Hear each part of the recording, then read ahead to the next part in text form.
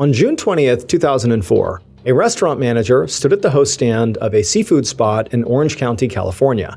It was the dinner rush, and he was on takeout duty. So, when a fairly frantic customer came in asking about their to-go order, the manager quickly hurried off to grab it. He found the order, and he carried it back, and as he rang this customer up, he could tell this customer was in a huge hurry. They kept looking over their shoulder and tapping their fingers on the counter, and after everything was done, the customer basically took the food and literally ran out. Now, the manager definitely thought this customer was acting really strange. He had never seen anybody sprint out of the restaurant before. But quickly, he got distracted with another order and kind of forgot about the whole thing. That is, until a few days later when police showed up, asking the manager to tell them everything they could remember about that strange customer. But before we get into today's story, if you're a fan of the strange, dark, and mysterious delivered in story format, then you've come to the right place because that's all we do, and we upload 2, 3, even 4 times a week. So, if that's of interest to you, the next time the like button has a blinding headache, offer them some aspirin. But don't tell them it's actually just a very strong laxative. Also, please subscribe to our channel and turn on all notifications so you don't miss any of our weekly uploads. Okay, let's get into today's story. On Monday, June 21st, 2004, 72-year-old Jane Thompson drove her car down a road through the city of Laguna Niguel, California. She was on her way home from a weekend trip to Los Angeles, which was about 50 miles north of Laguna Niguel. And because LA was so chaotic and full of activity and constant stimulation, Jane actually really appreciated this commute back home, this 50-mile drive. It was a time to be by herself and sort of decompress from being in the city. So Jane used to live in Los Angeles, where she had worked for decades in the film industry. But she had retired and moved to Laguna Niguel 7 years earlier. And this move had been like a total lifestyle change for Jane, because her career in LA had been fast-paced and exciting. She'd been an assistant to some really important people in Hollywood, and then also she was an award-winning producer, and then a decorator for various Hollywood celebrities. It was sort of very glamorous what she was doing. So even though Jane was generally a pretty quiet person who appreciated her alone time, like driving in the car right now, it still had actually been really hard to completely transition to the slow pace of life outside the glitz and glamour of Hollywood, especially because her girlfriend, Marion Reese, still lived in LA. Jane had known Marion for decades at this point. They'd started out as coworkers because Marion owned a production company and Jane had produced a lot of projects for her. Then at some point years ago, their relationship turned from a, working friendship into a full-blown romance, and they'd been involved ever since. And even though now they lived over an hour's drive apart, they still spent a lot of time together. Jane was actually going back to LA again on Friday because they had tickets to the opera, and then also Marion was going to be joining Jane on a cruise to Europe the following week. But for right now, Jane just kind of looked out her window as she drove by a cluster of houses, and she noticed outside one of those houses, she saw her friend, Mary Larkin, gardening in her front yard. Jane had known Mary for years, and she was really Jane's closest friend in town. They'd spent countless nights talking and drinking wine together, sometimes with Mary's other next-door neighbor, Karen, who had also become a close friend. So, naturally, Jane slowed down in her car and she rolled down her window and she called out to Mary to say hello and to remind her that they were due for a wine night sometime soon, before she left for her cruise. And Mary, after hearing this, nodded enthusiastically and said she would for sure give Jane a call. After that, the two women said their goodbyes and then Jane kept on driving. And a few minutes later, Jane saw her condo complex's entrance up ahead, and so she threw on her blinker and turned in. And pretty soon, she was surrounded by mostly identical units with orange-tiled roofs that were all packed really close together. But Jane loved her neighborhood. It was on this quiet hillside and less than 4 miles from the ocean, and she just felt completely comfortable there. It was the kind of place where people left their doors unlocked, and everybody seemed so warm and welcoming. And this meant a lot to Jane, because she didn't have any kids or living relatives. She was kind of on her own. So it was nice to feel like her neighbors were all looking out for her. As Jane pulled her car into the garage and got out, she looked across the street and saw her teenage neighbor, Sam Nelson, playing basketball in his driveway. Jane tried to get his attention and waved to him just to say hi, but when he looked over and saw her doing that, he kind of put his head down and quickly rushed inside his home. And Jane, she understood why. Clearly he was embarrassed. So Sam was kind of a troubled kid, He had actually broken into Jane's house just this past Friday while she was out, and he took some of her jewelry. But he wasn't as clever as he thought he was, and Jane had quickly figured out it was him. So, before leaving for her recent LA trip, she'd confronted him about it and told him to never do it again. And he was obviously mortified. But she had also told Sam that, she was not going to call the police here. After all, Sam was 15 years old, and he had just made a really dumb mistake. And in Jane's mind, Sam was a part of her beloved community, and so even though he had done something bad to her, she still wanted to look out for him. Plus, really, he hadn't taken anything that was particularly valuable or anything she really cared about, so she felt like she was just giving him a second chance, and this was no big deal. Now, Sam was obviously very appreciative at the time after realizing he was, not going to get in any real trouble here. But it was also clear now that he really didn't want anything to do with Jane. I mean, he was just embarrassed at the sight of her waving to him. But, for Jane, she figured maybe that was just as well. And so, after seeing Sam disappear into his house, Jane just shrugged, turned around, and headed inside her own house. Jane spent the next few days doing things around town, volunteering at the library and taking walks with her weekly walking group, and before she knew it, it was almost time to head back to LA. On Thursday evening, June 24th, so the night before she was set to go to LA, Jane stood in her kitchen making some pasta and thinking about what outfit she was going to wear for the opera in LA the next night. And then after she cooked and ate her dinner, she laid on the couch to watch some TV. Now, she had planned to only watch a little bit and then get some packing done. But pretty quickly, she felt her eyelids get heavy, and soon she was fast asleep.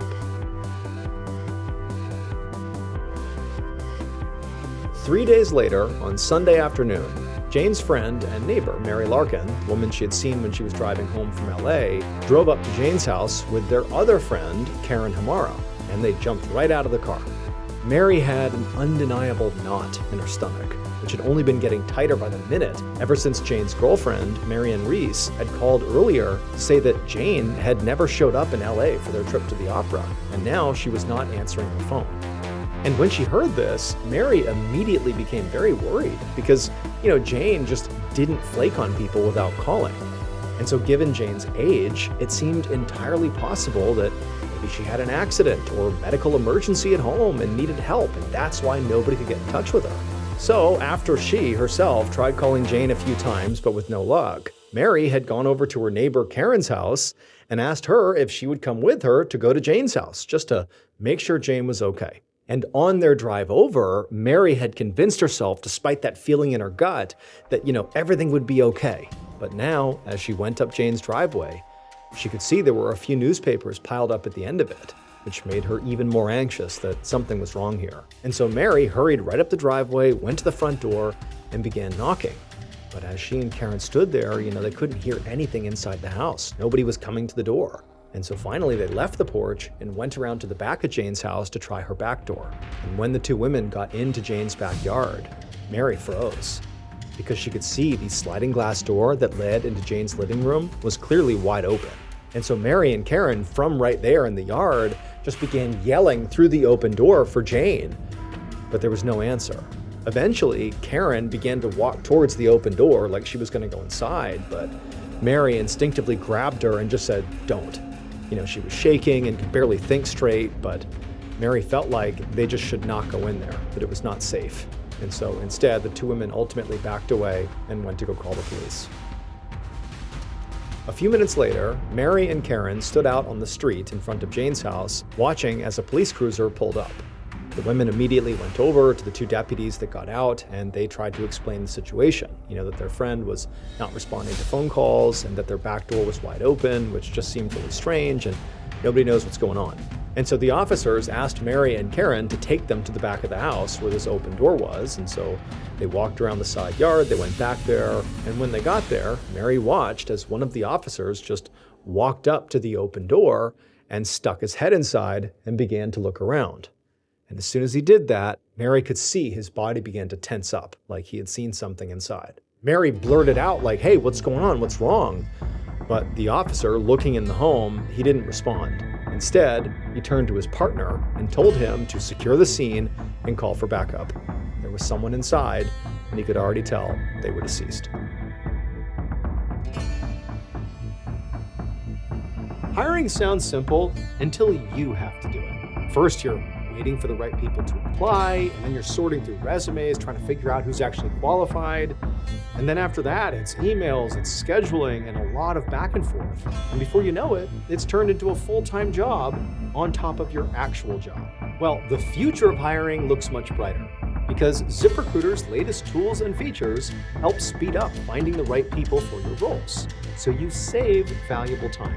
And now you can try ZipRecruiter for free at ziprecruiter.com/ballin. Over 320,000 new resumes are added to ZipRecruiter monthly, so you can easily find and connect with qualified candidates in minutes and unlock their contact info instantly. Use ZipRecruiter and save time hiring.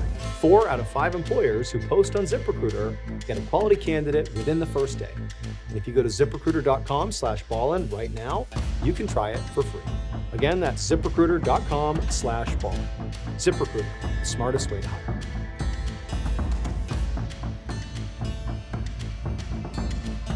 Just about an hour later, at around 6 p.m. on June 27, 2004, Detective Daniel Salcedo stopped his cruiser in front of a condo in Laguna Niguel, California. Dispatch hadn't told him much, just that an older woman had been found dead in her condo. When Salcedo got out of his car, he could see that there was police tape all over the condo's front door and the driveway. And just inside the perimeter, there was an officer speaking to 2 women who were crying and seemed very visibly upset. Dozens of other officers and crime scene technicians were also scattered around the area collecting evidence. And one deputy saw Salcedo and hurried over to give him an update. So the deceased woman had been identified as the owner of the condo, 72-year-old Jane Thompson. And at first glance, it very much appeared like she had been attacked. She had been murdered. Her 2 friends, the 2 women who were very upset talking to police, had called the police for a wellness check, and the officers who responded had found Jane lying in the living room. They'd been able to get through her sliding back door because the door was already open. Salcedo glanced back over at the 2 women in the driveway who were still talking to the police, and Salcedo told the deputy to make sure they stuck around because after he took a look inside, he wanted to speak to them as well. As the deputy hurried off to do what he was told, Salcedo walked around to the back of the house, and when he got there, he saw that not only was the sliding door open, but there really weren't any signs of forced entry around it, which could mean that it had been left unlocked, or that maybe Jane knew her attacker and let them in. And so Salcedo stepped inside the condo. And right away, he saw there were all these technicians all over the place working hard to gather evidence and process the scene. And also what he saw was blood spatter all over the walls and all over the furniture. And then when he looked down at the floor, he saw Jane's body. She was lying face down between her couch and coffee table with a large pool of blood around her head. Salcedo crouched down next to her to get a better look, and he saw her wounds were just brutal. Her head had been so badly pulverized that Salcedo could not only see her skull, the actual bone, but he could actually see the breaks in her skull. Her skull was shattered. Now, Salcedo would have to wait for the autopsy to be sure, but to Salcedo, it was very clear that somebody must have beaten this woman with some kind of heavy object over and over and over again. A couple of minutes later, Salcedo stood back up. Based on the extent of Jane's wounds, it seemed pretty obvious to him that this was a frenzied, rage-filled attack, and that it likely had happened really quickly, or maybe, the attack happened in such a way that Jane was completely caught off guard. Because aside from the awful trauma to Jane's head, Jane didn't appear to have really any other wounds. So it didn't seem like she tried to fight back or defend herself. And aside from the blood spatter, the room around her didn't show any signs of a struggle. It's like she just got destroyed right here and blood went everywhere. Salcedo left Jane's body and searched the rest of her condo. He went in her bedroom, searched her closets, went in the office, went in her kitchen, but there were no signs of anybody ransacking the condo. There was no obvious theft that had taken place, at least at first glance. There were expensive electronics that were still out and not claimed. So to Salcedo, at least right now, he was pretty sure this was not a robbery gone wrong. As he wrapped up his initial walkthrough of the condo, an officer called Salcedo back into the kitchen.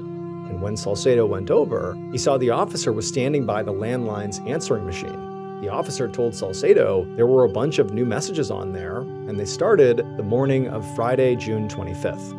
Now, Salcedo was very excited to hear that because that gave them something of a timeline to work off of. Because if Jane had stopped answering her phone by, Friday morning, then that means she could have died maybe overnight on that Thursday the 24th, or maybe even in the morning before that first message came through on the 25th. At least that would be the latest she could have died based on the message. So Salcedo told the officer to be sure to log the tape into evidence.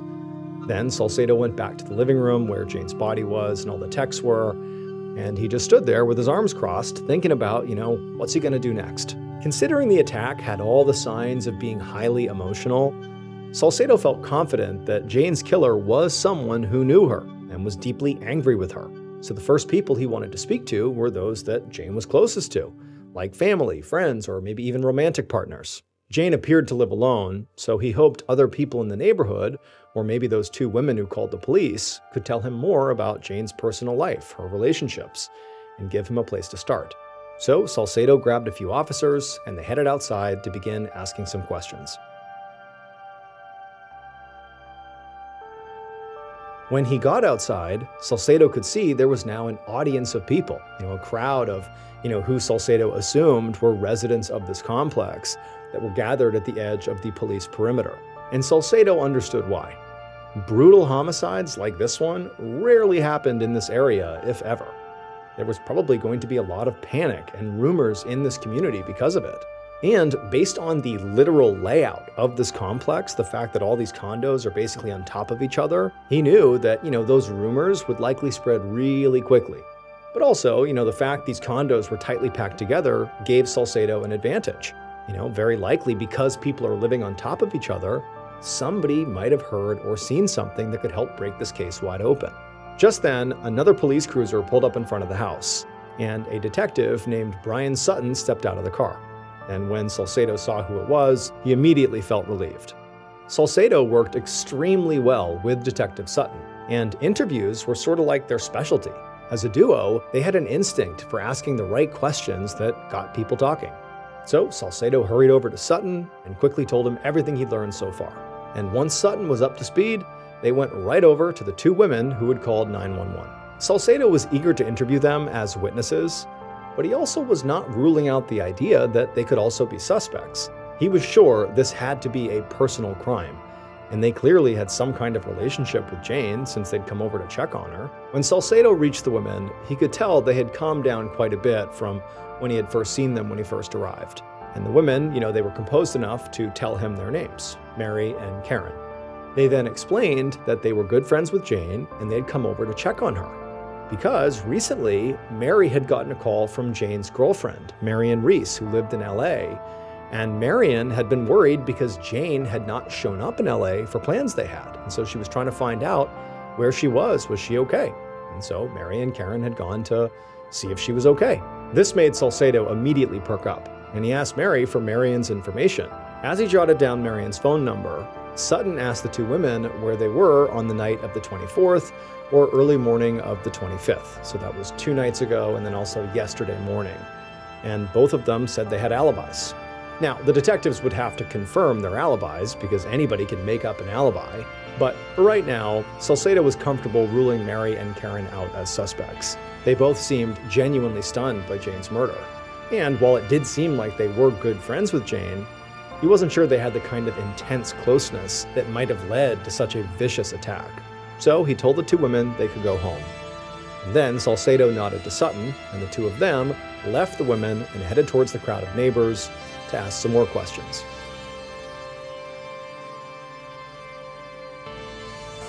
The next morning, Monday, June 28th, and Salcedo was behind the wheel of his cruiser with Sutton in the passenger seat. They were almost at the end of their long drive up to Los Angeles to interview Jane's girlfriend, Marion Reese. Salcedo was eager to get her statement, because right now, they didn't have that many other leads. The forensics team hadn't found any DNA or fingerprints at the scene to test against future suspects. And the canvas of Jane's condo complex the night before really hadn't yielded much either. They'd learned that no one had seen Jane since Thursday, which backed up the timeline they'd already gotten from the answering machine. But none of the neighbors heard or saw anything strange on that Thursday night. And according to her neighbors, Jane did not have any obvious tension with anybody in the community. She generally kept to herself, but was really well liked by everyone who met her. But Salcedo, again, from what he had just seen at the crime scene, felt sure that someone out there had to have had a problem with Jane. He'd seen the autopsy that morning, and it confirmed that Jane, unsurprisingly, had died from the wounds to her head.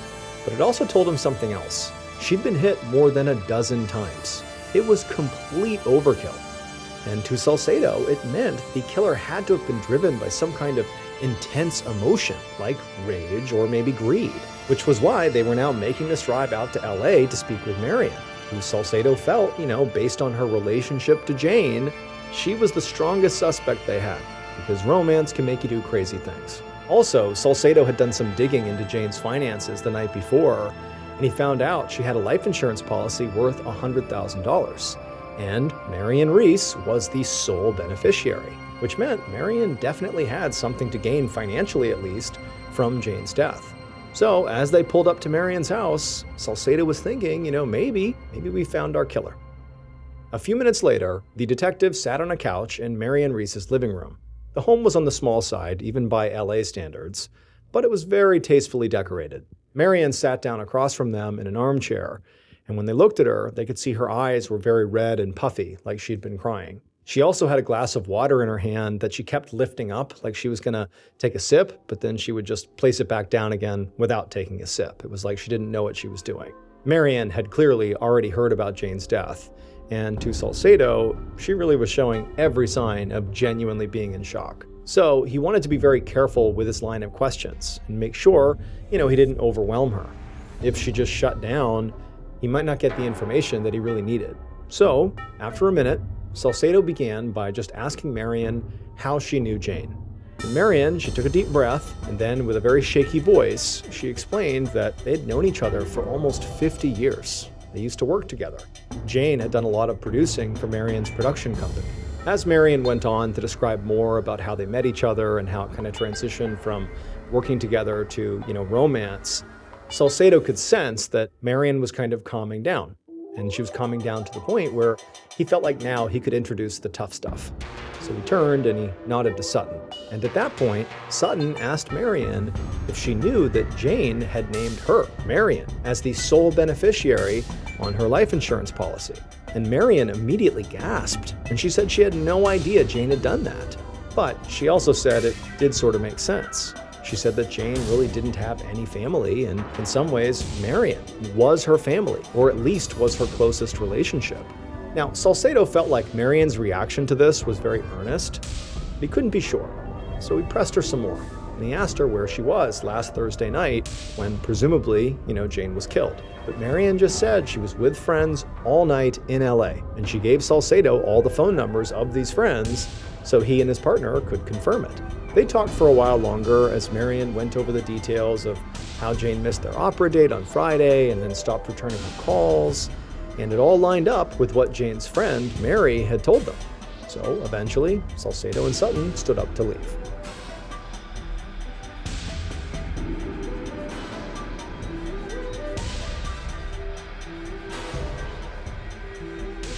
Over an hour later, Detective Salcedo and Sutton were back in Laguna Niguel, California, and they parked their cruiser in front of Jane's condo. On their drive back from Marion's house in LA, the detectives had called some of Marion's friends to confirm her alibi. And they all confirmed that on the night Jane was killed, they were with her and she was in LA. And so now Salcedo had to admit that Marion was looking less and less like a suspect. So now the detectives were back at Jane's condo to look into another working theory about what might have happened here. Maybe Jane's murder was a hate crime. So remember, this was back in 2004 when being a homosexual was just not as widely accepted as it is today. And so their theory was, maybe one of Jane's neighbors had seen Marion, Jane's girlfriend, visiting, or maybe heard about their relationship and they didn't like it, and so they lashed out. And then also strengthening the idea that, one of the neighbors could have done this was the fact that it was sort of common knowledge in this neighborhood that most people left their doors unlocked. And so it sort of strengthened the idea that maybe a neighbor did this, maybe because of their hate towards Jane and her way of life. However, Sutton and Salcedo knew that actually investigating this theory was going to be extremely challenging. There were 144 houses in the complex, and so conducting a thorough investigation of every resident of all those houses was just going to take a lot of time. But they didn't have any other options, so the detectives got to work, and they went to the first house next to Jane's and knocked. A few hours later, Salcedo and Sutton returned to the Orange County Sheriff's Department. They had spent most of the afternoon talking to people who lived in Jane's condo complex. And while they hadn't talked to everyone, they already had to admit that their hate crime theory was looking sort of like a wash. Most people didn't even know Jane was in a relationship at all, since her girlfriend, Marion, lived in a different city, so they didn't see her. And also, there was just nothing anybody in the neighborhood said that made the detectives think that Jane was being targeted really for any reason. But a few people had mentioned that recently there had been some burglaries in the complex, which was completely unheard of in a place like Laguna Niguel. Still, there was a huge difference between somebody breaking in and stealing some stuff and breaking in and bludgeoning someone to death. But it was a lead. And that's what Salcedo was thinking about as he and Sutton walked towards their desks. But before they got there, Salcedo had this epiphany. And he just stopped in his tracks and he turned to Sutton and said, "Turn around. We have to go back to the evidence room. I think everything we need to solve this case might be in the building with them right now."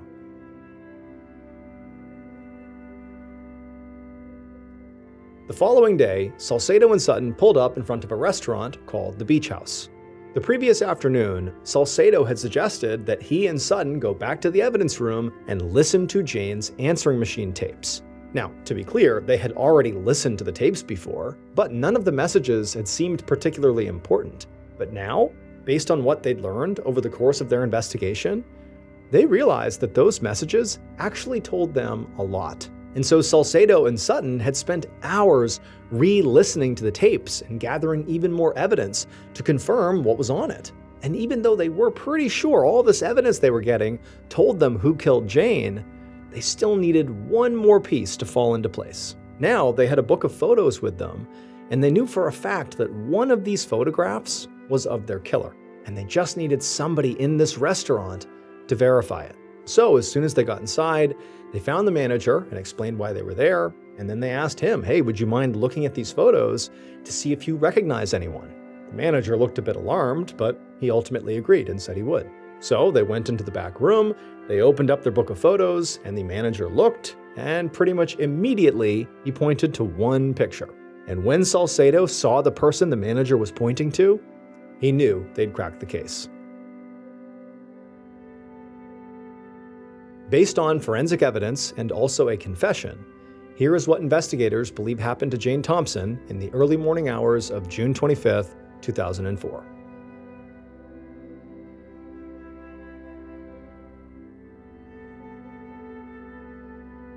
The killer, clad in dark clothes and gloves, and also holding a hammer, stood in the darkness right outside of Jane's back sliding glass doors.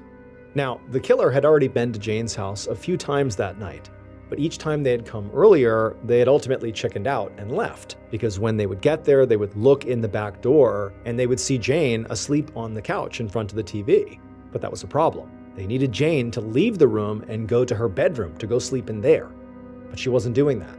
But this time, as they stood outside the glass doors, they knew they had to go in there, or they would never get what they wanted from Jane, even if she was right there on the couch. So the killer took a deep breath and then reached forward and tried to open the back door. And it slid right open, just as they expected. It was unlocked. Once it was open, the killer very carefully, very quietly, stepped inside and made their way over to the couch where Jane was. They wanted to check to make sure Jane was still asleep. But as the killer is hovering over Jane, looking down at her, she's on her back on the couch, the killer practically fainted when Jane opened her eyes and looked right at them. And the killer was so surprised and so scared that they instinctively lifted up their hammer and brought it down on Jane's head.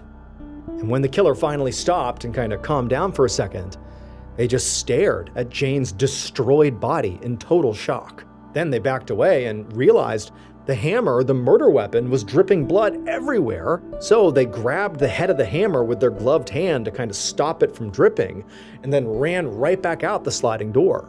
The killer hurried across the street outside, tossing the hammer into the trash as they went. And when they finally got to their home, they stripped off their clothes, balled them up, and then tried to decide where to hide them. And as they thought about that, they looked out their bedroom window at the house across the street, where they'd just killed the one person who had given them a second chance. It would turn out Jane was murdered by a child, her 15-year-old neighbor, Sam Nelson. Sam had actually broken into Jane's house more than once. He'd broken in repeatedly and stolen a lot of things from her, including her credit cards. That was what the phone messages had been about. Jane's credit card company had called her back after she had reported a series of fraudulent charges. And one of those charges was at that restaurant that the investigators visited with the photo lineup. And the manager, when he looked at the photos, recognized Sam, because Sam had been in there recently.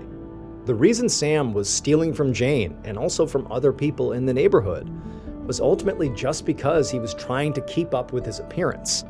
He used these stolen credit cards and money to buy food and items that would, in his mind, impress his wealthy classmates. On the night of Jane's murder, Sam did not go in there with the intention of killing her. He went in there with the intention of robbing her. But for whatever reason, when, she opened her eyes and saw him, he sort of panicked, hit her once with a hammer, the blood went in his mouth, his mind went blank, and then suddenly he's beating her to death. Sam was arrested and eventually sentenced to 25 years to life in prison for Jane's murder and also for multiple counts of burglary. His earliest eligible release date is in 2027.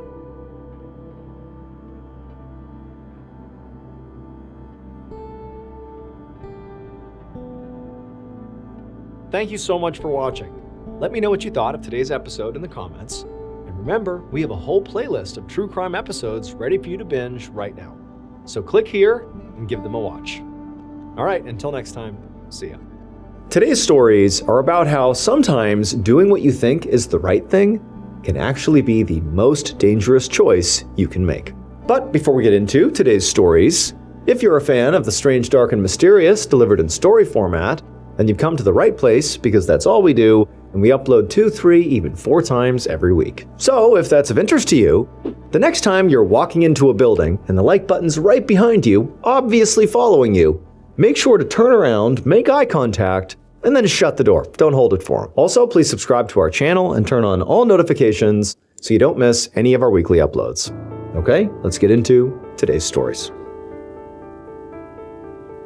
On a Saturday afternoon in February of 2011, 18-year-old Michael Peary was 1,000 feet underground, crouched inside of a dark cave in Lafayette, Georgia, along with 4 of his friends. As Michael looked around, his headlamp beam bounced off all the low-hanging rocks and underground waterfalls and deep crevices, and it all just kind of felt like some kind of dark and otherworldly planet down here. So this cave that they were in was a famous cave called Ellison, and Michael and his friends had driven over 400 miles from their college town in Gainesville to see it. Ellison was almost 12 miles of tunnels and shafts and crevices, and thousands of cavers went through it every year. It was very popular. Now, to be clear, caving as an activity was not really Michael's thing. He was a marketing major at the University of Florida, and he mostly considered himself to be a pretty quiet person and liked studying or playing in his school band or volunteering with his church youth group. And so crawling through a tiny, pitch black, very claustrophobic hole hundreds of feet underground was not really his first choice for fun. But Michael was not there today for fun.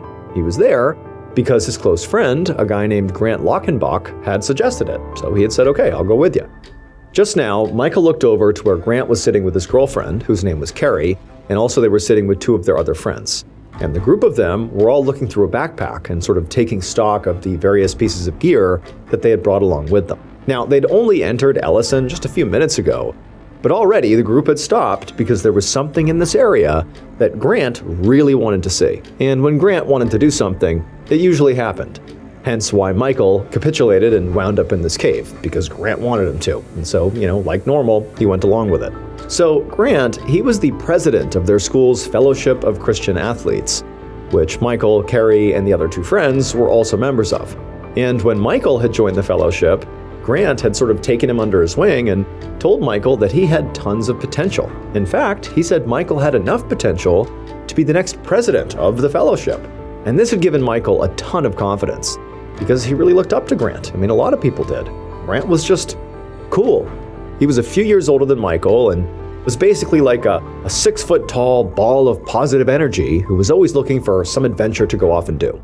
Grant had been exploring caves as a hobby for the last 3 years, and he was actually really the only member of their group with any real caving experience. And it was actually this lack of experience amongst the other people that were with Grant, including Michael, that was the reason they were going through an easier tunnel within Allison that was basically a straight shot through the mountain and did not require much gear like rope or climbing equipment. It was like very beginner. But despite that, despite the low level of difficulty of the caving route they had chosen, they'd brought that stuff anyway, all that extra equipment, because along this easier route, at the place where they were now stopped, was the entrance to a vertical shaft that Grant specifically wanted to climb down, even if he went alone.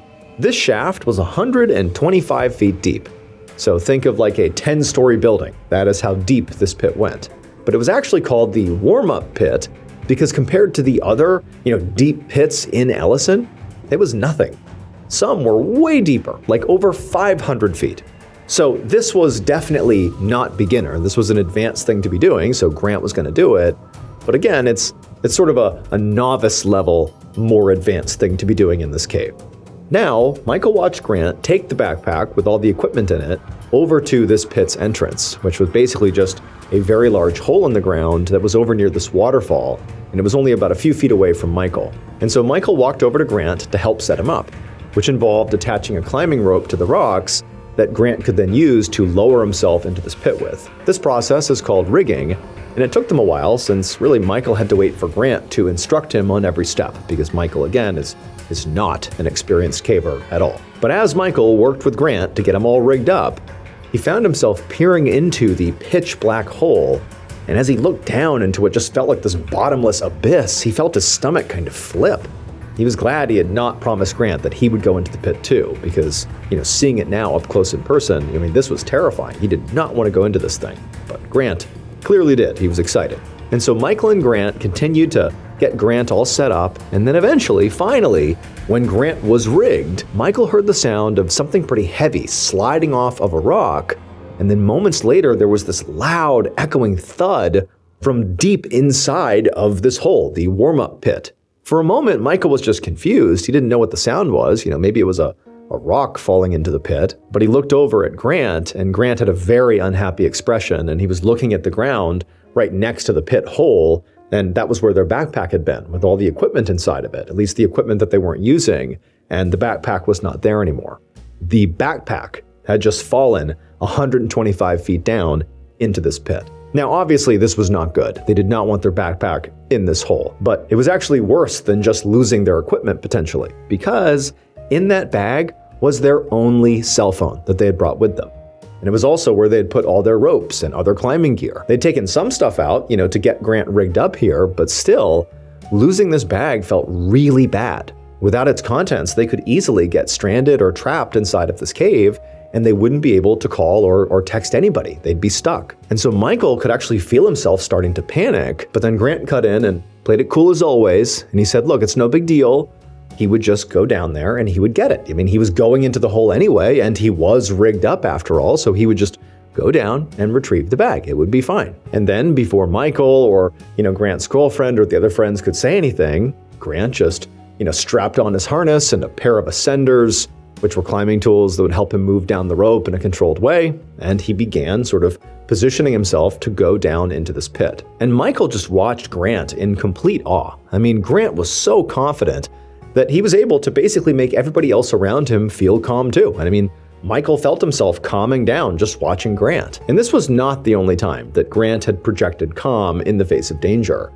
During Grant's freshman year, he'd casually climbed up the exterior of one of their school's dormitories just to see if he could do it. And he did do it. And he also had joined the school's ROTC, which is a military reserve training program, and learned how to jump out of planes. So he had skydived, sort of a thrill-seeking activity. And so this moment in the cave seemed like yet another example of why Grant was really such an incredible leader. And Michael found himself hoping that by the time he potentially took over as president of the fellowship, that he could be just as fearless as Grant. But for now, Michael watched as Grant very calmly lowered himself into the hole and then disappeared into the abyss below. And for the next few minutes, it was very quiet. and all Michael could hear was the sound of the waterfall. So he and Carrie and the others just sort of talked amongst themselves and waited for Grant to call back up that he was down there and had successfully grabbed the backpack. And finally, they did hear Grant, and he did call out from somewhere down in the hole. But Michael couldn't really understand what Grant was saying because the waterfall that was kind of blasting nearby was really loud, and also Grant's voice echoed around the cave, which made it hard to tell what he was saying. So at this point, Michael and Carrie and the others were not worried. They figured that this was just an acoustics problem, not a safety problem. So Michael just walked over to the edge of this pit and kind of leaned over and just looked down. But, he couldn't see Grant. He was too far down and it was too dark.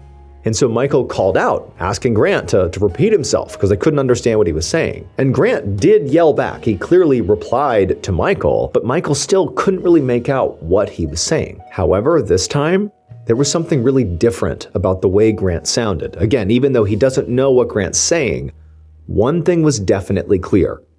Grant no longer sounded like the calm, cool, and collected, fearless leader that he normally was.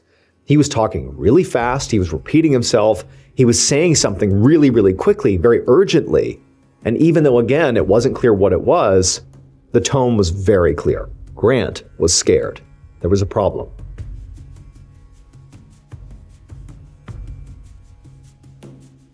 Now, obviously, problems arise when you are rappelling into a 125-foot hole underground in this cave.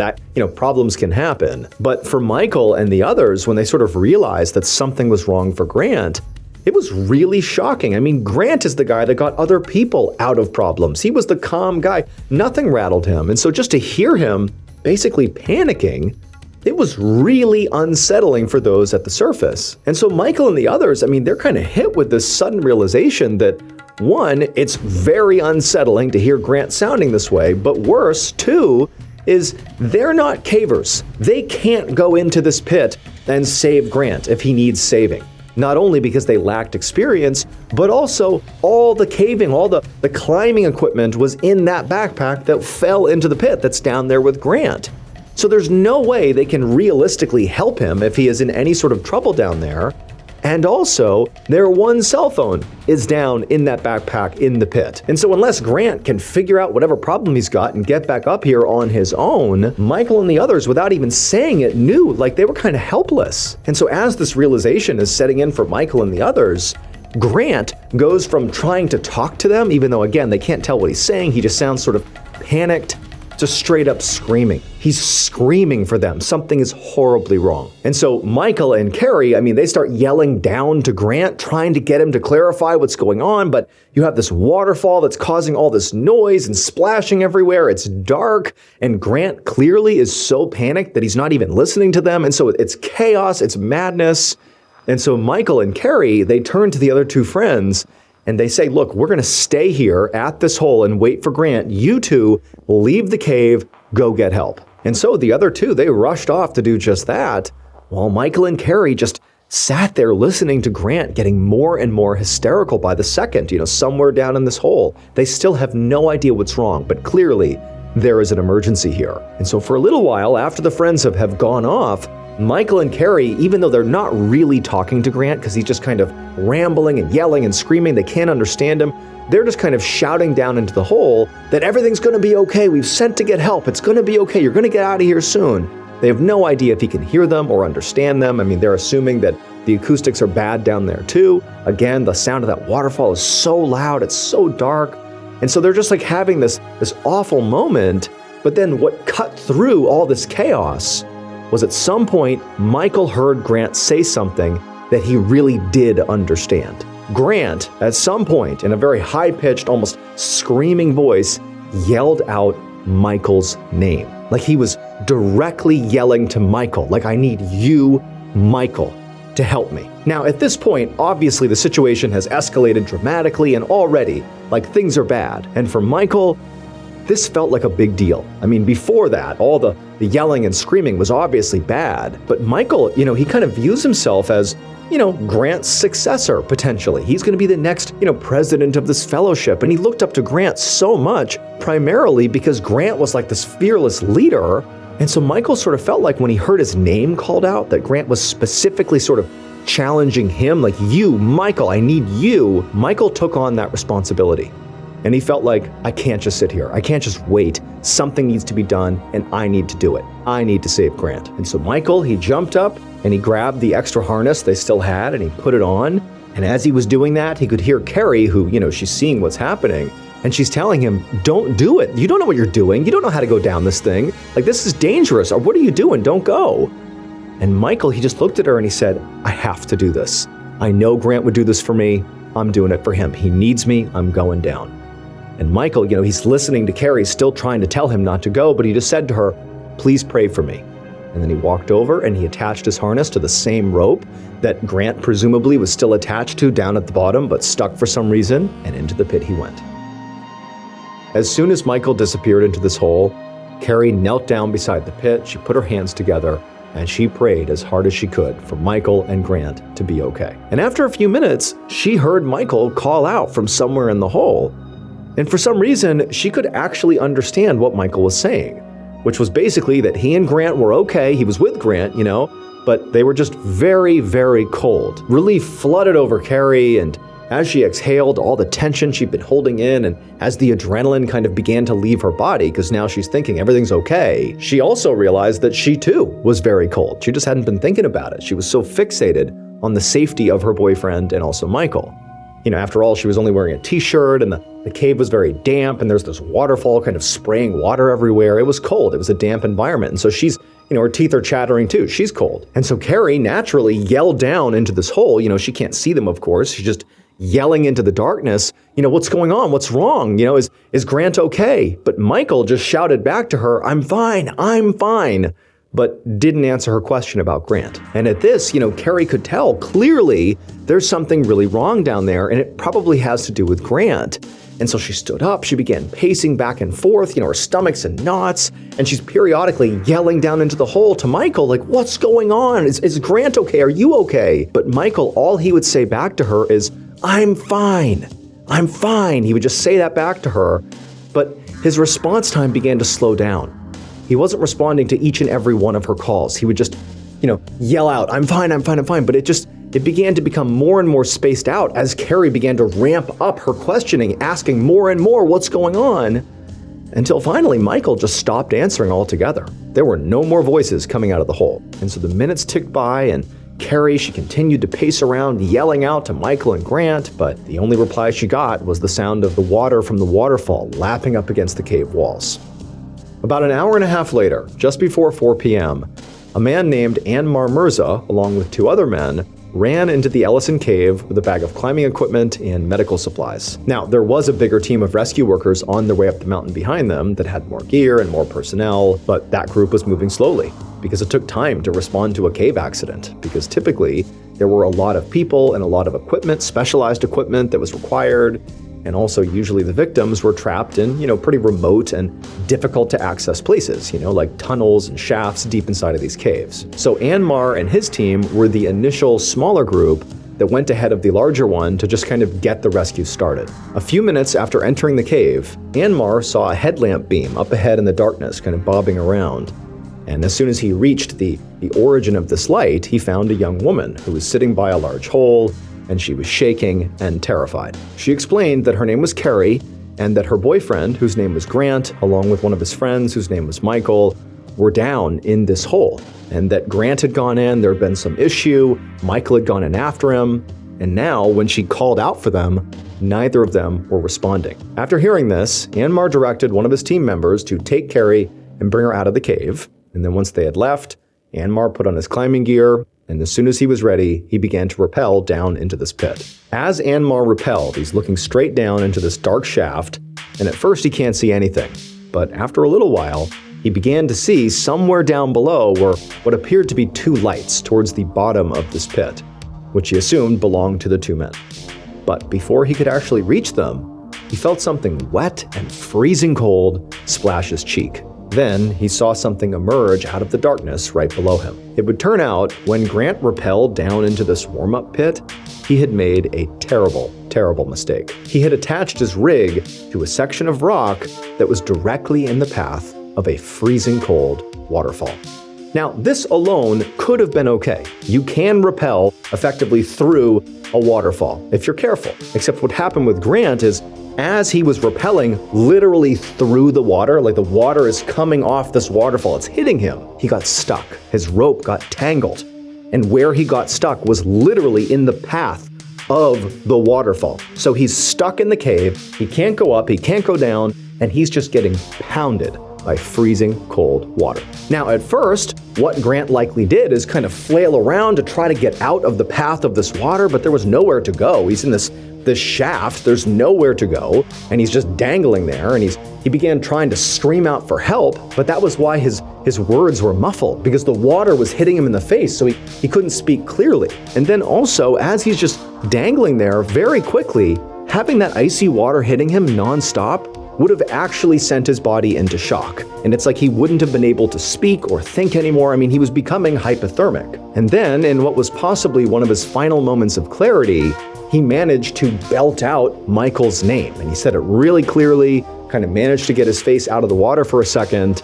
And Michael, who trusted Grant completely when he heard his name being called, it felt like it was his calling. He needed to go in there and save Grant himself. And so into the hole he went, and he hooked his rope up into the same exact spot that Grant had, and down he went. And Michael, he did an incredibly brave thing by doing this. And it was something that Grant very likely would have done for him too. But again, Michael really had no idea what he was doing. He was basically just going in blind. However, unfortunately, because he just kind of followed Grant's lead and went down there without a plan, well, in the darkness, as he went down, he eventually reached where Grant was, but got stuck as well, also in the path of the waterfall. Granted, he was not nearly as exposed to the water as Grant was, like his face was not getting blasted by water, so he was able to call out and be heard by Carrie, but he also got tangled at the same spot, couldn't move, his body's getting hit by this icy water, and so even though the rescuers did eventually get down to Michael and Grant, by the time they did, it was too late. The two men had froze to death. They basically dangled inside of this hole, getting hit by this water for about 2 hours before their bodies just shut down. In 2013, 2 years after both Michael and Grant died inside of that cave, the Carnegie Hero Fund Commission gave Michael a posthumous medal for risking his life to save Grant's.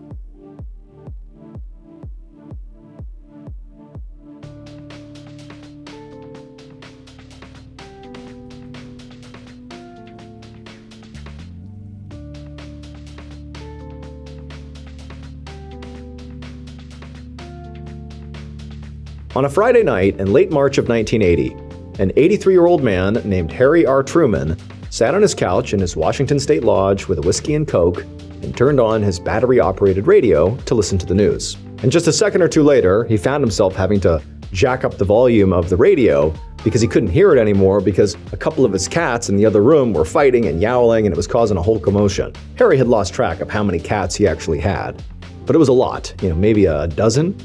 And even though at this moment he yelled and cursed at them and told them to knock it off, he was actually glad they were out there with him, because he liked their company. 5 years earlier, Harry's wife, Edna, had died.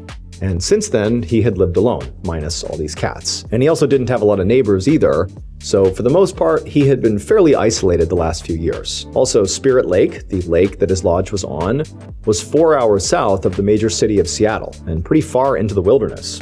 The lake did get busy in the summer with tourists, but at this time in March, there were only about 60 people that lived there, and they were very spread out. But Harry didn't really mind the solitude. He missed Edna a lot, but he had his cats, and he had his radio, and the jaw-dropping mountain scenery and lake, and he had his whiskey and Cokes. So overall, even though he was sort of a gruff guy, he was actually quite happy with his life. But just then, there was a loud knock on Harry's door.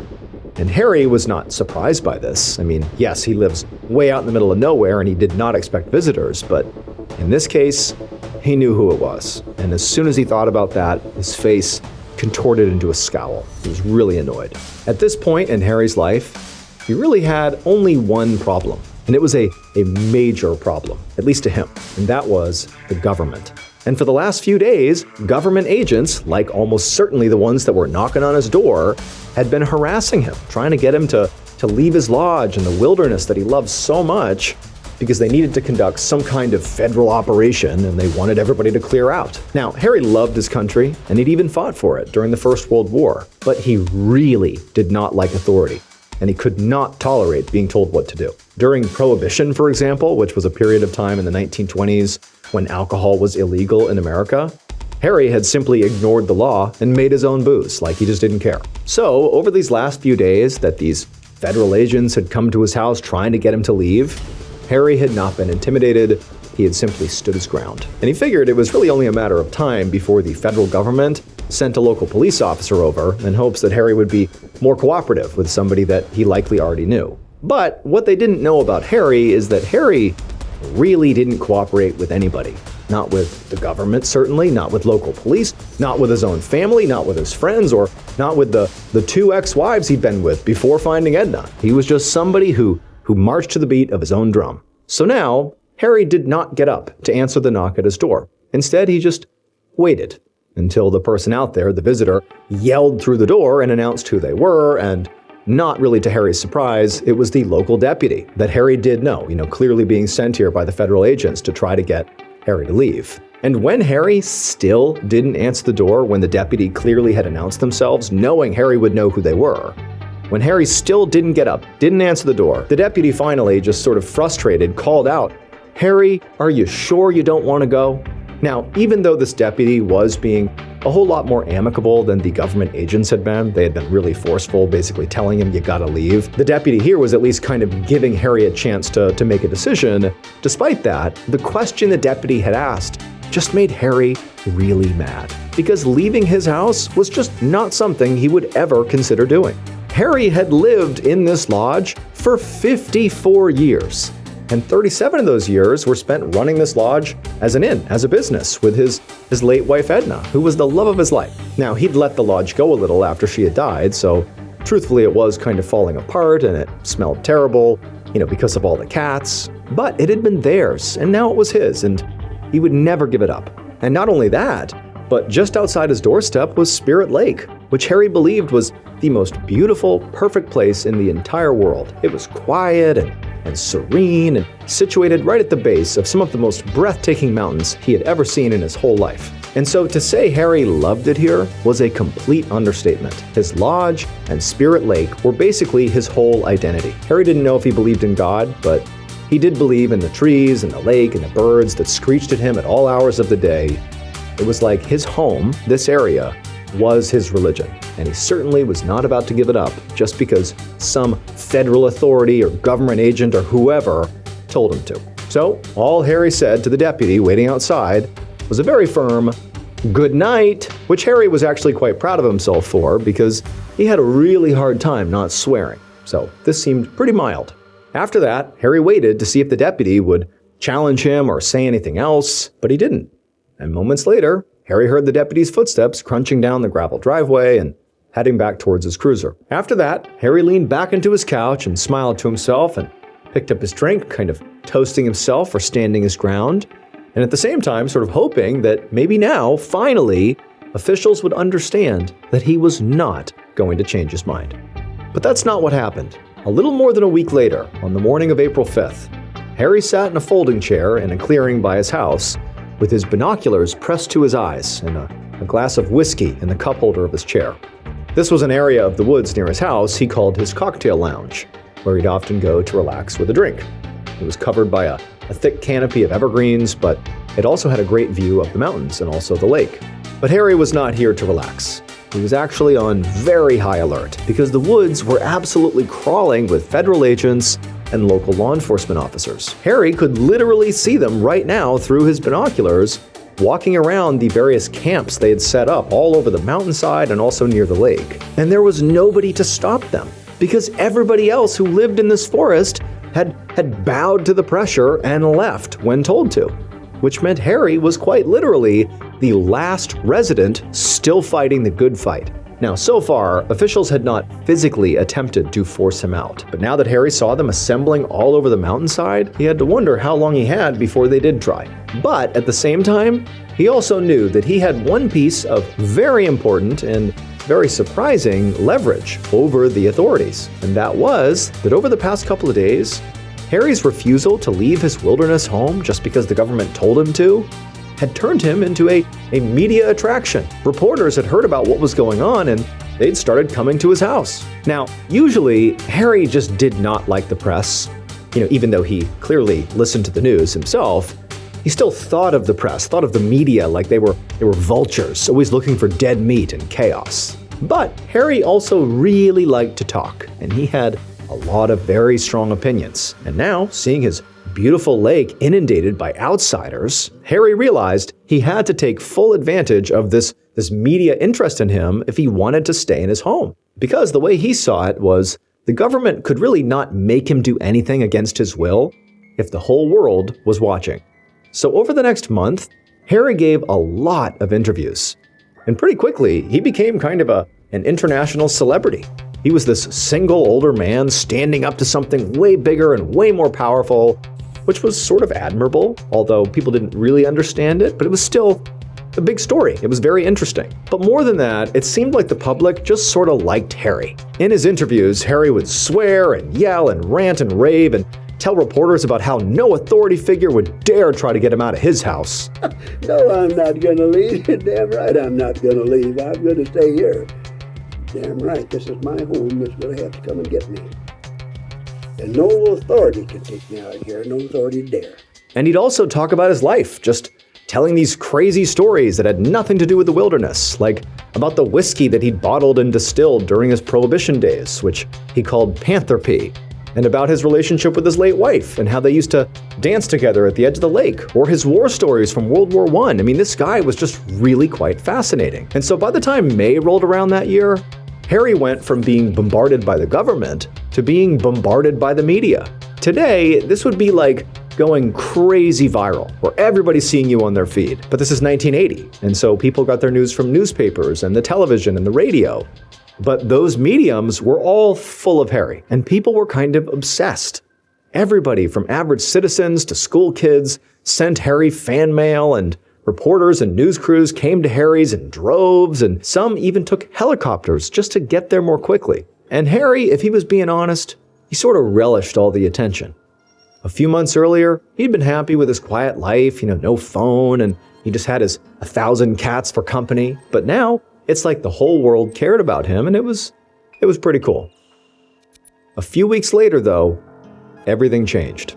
On Sunday, May 18th, the sun came up on Harry's lodge, and the woods around it were totally quiet for the first time in weeks. Because Harry, in some ways, had won. He had kept his word, and he'd stayed strong and refused to give in to the government's demands to leave. And finally, the government had backed down. And the sheriff had even come by the day before to tell Harry that, okay, no one's going to come by and ask you to leave anymore. It's on you. And so now, on May 18th, as Harry was getting up, it was just him, the lake, the trees, and the big, beautiful mountain. And then, at 8:32 a.m. that morning, a deafening boom shook the earth. It would turn out the media was not totally finished with the story of Harry R. Truman. In fact, what happened on the morning of May 18th, 1980, would in many ways make Harry even more famous than he already was. Because Harry didn't live at the base of just any old mountain. His lodge was situated directly at the foot of Mount St. Helens, which was an active volcano. The government operation that the federal agents and local law enforcement were trying to run here was an evacuation. They were not trying to impede on Harry's rights. They were trying to save him. But Harry was so convinced that the land he loved so much, that he had lived on for nearly 60 years, would not hurt him. And so he ignored the authorities' repeated warnings. But Harry's decision was the wrong one. And on May 18th, he paid for his mistake.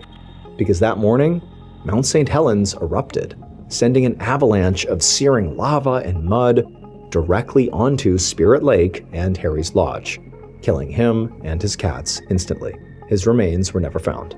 57 people died during this eruption, including Harry. Today, in that area, Harry has both a trail and a ridge that are named after him. So in a way, he remains a part of the mountain that he loves so much.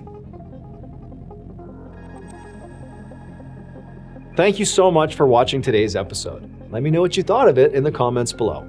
And remember, we have a whole playlist of Places You Can't Go episodes ready for you to binge right now. So go ahead and click here and give them a watch. All right, until next time, see ya.